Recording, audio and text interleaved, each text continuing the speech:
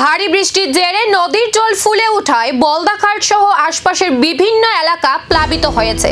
জল ঢুকে পড়েছে একাধিক বাড়িঘরেও। হঠাৎ করে জলস্তর বেড়ে যাওয়ায় আতঙ্কের মধ্যে রয়েছেন প্লাবিত এলাকার বাসিন্দারা।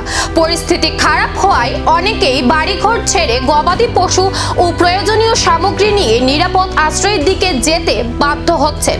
কোথাও কোথাও বাড়ির উঠোন ও চলাচলের রাস্তাতেও জল জমে যাওয়ায় স্বাভাবিক জনজীবন ব্যাহত হয়েছে।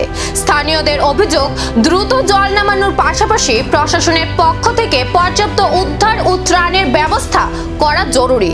বিশেষ করে শিশু, বয়স্ক এবং গবাদি পশু নিয়ে থাকা পরিবারগুলিকে নিরাপদ স্থানে সরিয়ে নেওয়ার দাবি জানিয়েছেন তারা। ভারী বৃষ্টির কারণে পরিস্থিতি আরও খারাপ হওয়ার আশঙ্কায় নদী ও খালের জলস্তরের দিকে নজর রাখছেন স্থানীয়রা।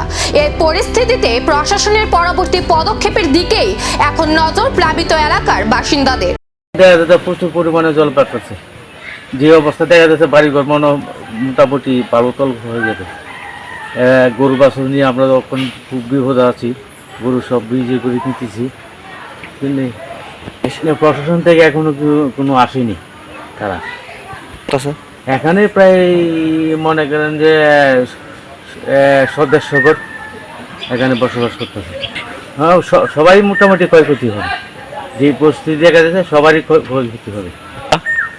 প্রশাসন তো এখনো খবর নাই, তারা তাড়াতাড়ি আসলে তো বুট টুটের দরকার আছে। মানুষ মনে করেন জলটা হঠাৎ করে বেড়ে গেলে কোথায় কে যাবে। জল বাড়ছে আতঙ্ক। পরিস্থিতি সামাল দিতে প্রশাসন কি পদক্ষেপ নেয় এখন সেদিকেই নজর।